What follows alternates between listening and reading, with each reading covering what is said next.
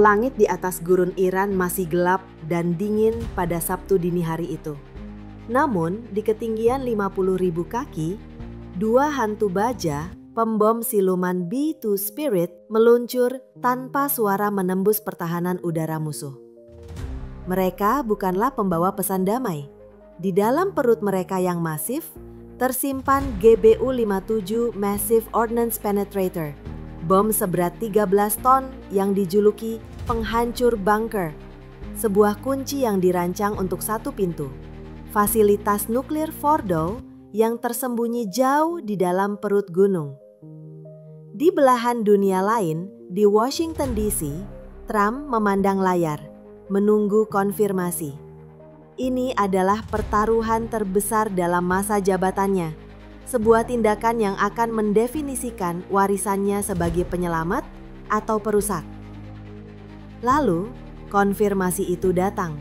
Kilatan cahaya yang membutakan bukan berasal dari langit, melainkan dari dalam bumi itu sendiri. Saat GBU-57 menembus ratusan meter batu dan beton, meledak di jantung program nuklir Iran. Gunung itu bergetar. Di Natanz dan Esfahan, ledakan-ledakan sekunder melumpuhkan fasilitas lainnya. Dalam hitungan menit, program nuklir yang dibangun Iran selama puluhan tahun telah dipenggal. Kemudian, datanglah gempa susulan digital yang mengguncang dunia.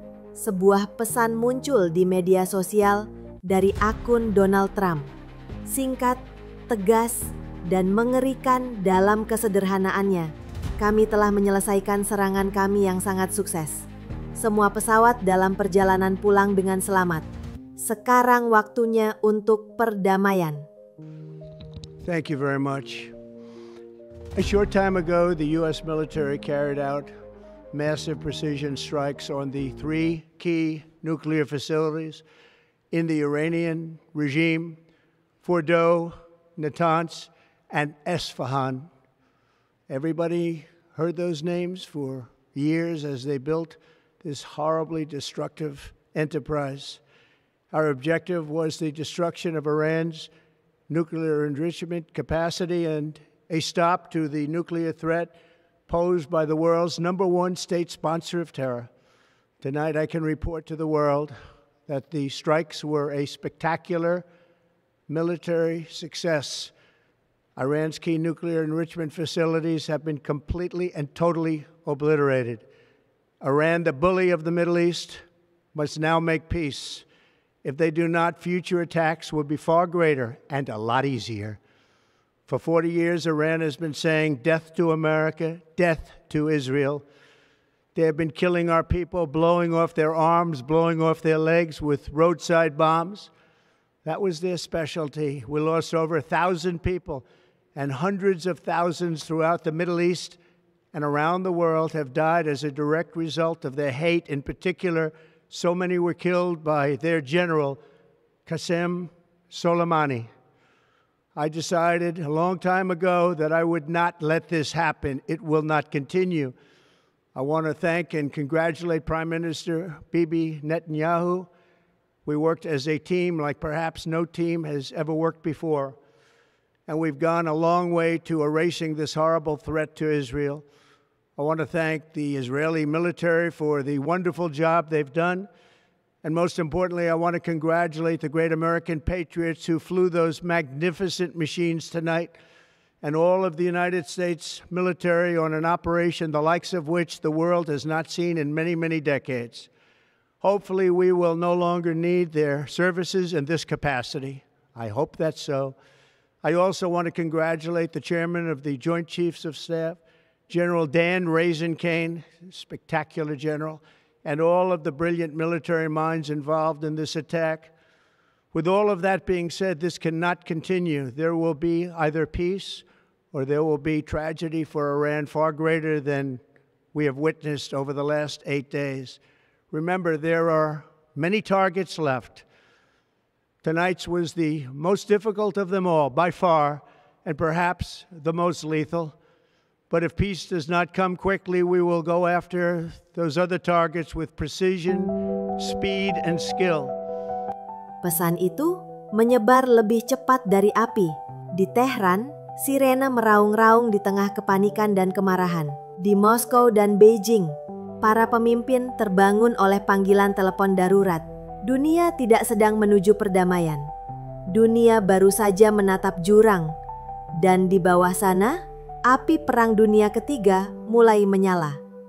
Pemimpin Korea Utara, Kim Jong-un, sebelumnya menyatakan dukungan penuh terhadap Iran.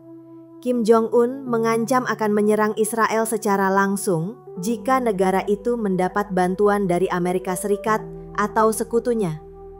Kim Jong-un menegaskan bahwa pasukan Korea Utara berada dalam status siap tempur penuh dan menyebut dukungannya kepada Iran sebagai bentuk solidaritas terhadap negara sahabat yang diserang secara sepihak. Dalam pernyataan resmi yang disiarkan media pemerintah Korea Utara, Kim menyebut Israel sebagai provokator utama instabilitas global. China juga mengutuk keras serangan Amerika Serikat terhadap Iran termasuk fasilitas nuklirnya. Sedangkan Rusia menyebut Amerika Serikat telah membuka kotak Pandora dengan serangannya tersebut. Duta Besar Rusia untuk PBB, Vasily Nebenzia, mengatakan pada Dewan Keamanan bahwa Amerika Serikat sekali lagi menunjukkan penghinaannya yang total terhadap posisi komunitas internasional melalui serangannya terhadap fasilitas nuklir Iran. Disinilah konflik ini bertransformasi dari regional menjadi global. Serangan Amerika Serikat akan menjadi justifikasi sempurna bagi Rusia dan Tiongkok untuk membentuk aliansi militer dan ekonomi formal yang selama ini mereka bangun secara diam-diam. Sebuah poros baru berbasis senjata nuklir terbentuk. Rusia, Tiongkok, Iran, dan Korea Utara. Sebuah blok kekuatan yang bersatu melawan hegemoni Amerika Serikat. Inilah ketakutan terbesarnya. Perang ini tidak akan seperti Perang Dunia II. Setiap kekuatan besar yang terlibat adalah negara nuklir. Jika rezim Iran berada di ambang kehancuran total, apakah mereka akan menahan diri untuk tidak menggunakan bom kotor atau senjata kimia atau biologis? Jika Rusia merasa terdesak di Eropa, apakah mereka akan tergoda untuk menggunakan senjata nuklir taktis untuk deeskalasi? Saat komandan militer di Washington, Moskow, dan Beijing menempatkan arsenal nuklir mereka dalam siaga tinggi, dunia akan berada hanya beberapa menit dari pemusnahan massal. Satu kesalahan perhitungan, satu sinyal yang salah dibaca akan menjadi pemicu akhir. Dalam skenario ini, serangan terhadap Fordow, Natanz, dan Esfahan bukanlah akhir dari sebuah masalah, melainkan awal dari akhir sebuah tatanan dunia. Ia mengubah konflik regional menjadi konfrontasi global antara blok-blok kekuatan besar yang bersenjata nuklir.